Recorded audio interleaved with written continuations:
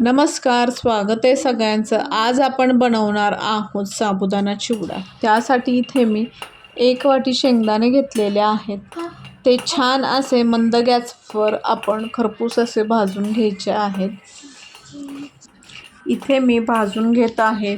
त्याऐवजी तुम्ही तेलात तळूही शकता. आमच्या घरी भाजलेले शेंगदाणे फार आवडतात म्हणून मी इथं भाजून घेत आहे.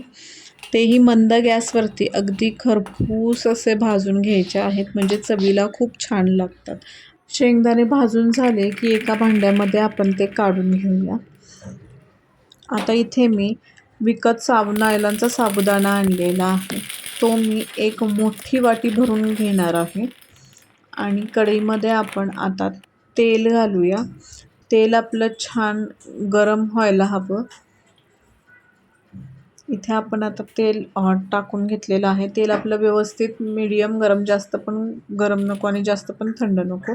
आता इथे आपण 1 चमचा ते 2 चमचे असे आपण नायलॉनचे साबुदाणा टाकून घ्यायचा आहे. याच्यापेक्षा जास्त टाकून नाही घ्यायचा आणि सतत हलवत आपण तो भाजून घ्यायचा आहे.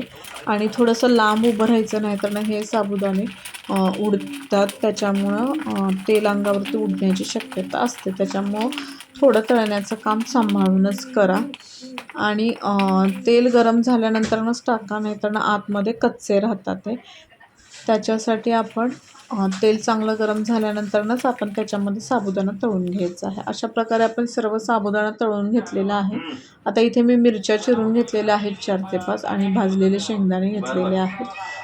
त्याच कढईमध्ये आता आपण तेल घेऊया आणि तेलामध्ये आपण मिरची आणि शेंगदाणे टाकून घेऊया आणि छान असं भाजून घेऊया हे शेंगदाणे. आणि इथं शेंगदाणे आधीच भाजलेले आहेत, त्याच्यामुळं जास्त भाजू नका, नाहीतर शेंगदाणे करपतील.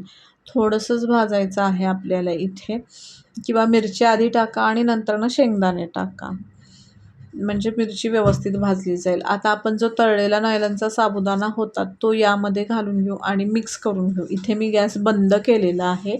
फक्त आपल्याला मिक्स करायचं आहे आणि वरून चवीपुरतं मीठ टाकायचं आहे. कोमट असतानाच टाकायचं, म्हणजे व्यवस्थित असं आपल्या नायलॉनच्या साबुदाण्याला लागलं जातं. आणि इथं तुम्ही 1 चमचा पिठी साखर, म्हणजे साखर बारीक केलेली पण घालू शकता तुम्ही खात असाल तर, तिखट आवडत नसेल तर. आणि छान असं मिक्स करून घ्यायचं आहे आपल्याला.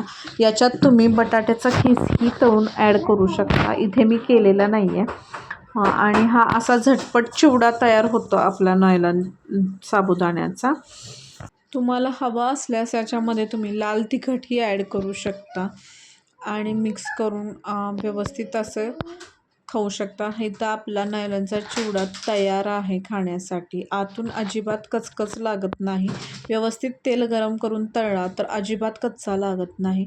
अशा प्रकारे आपला तयार आहे नायलॉनचा चिवडा. तर नक्की ट्राय करून बघा. खूप सोप्या पद्धतीनं बनवलेला आहे. आणि व्हिडिओ आवडले असल्यास लाईक, शेअर आणि सबस्क्राईब करायला विसरू नका. धन्यवाद.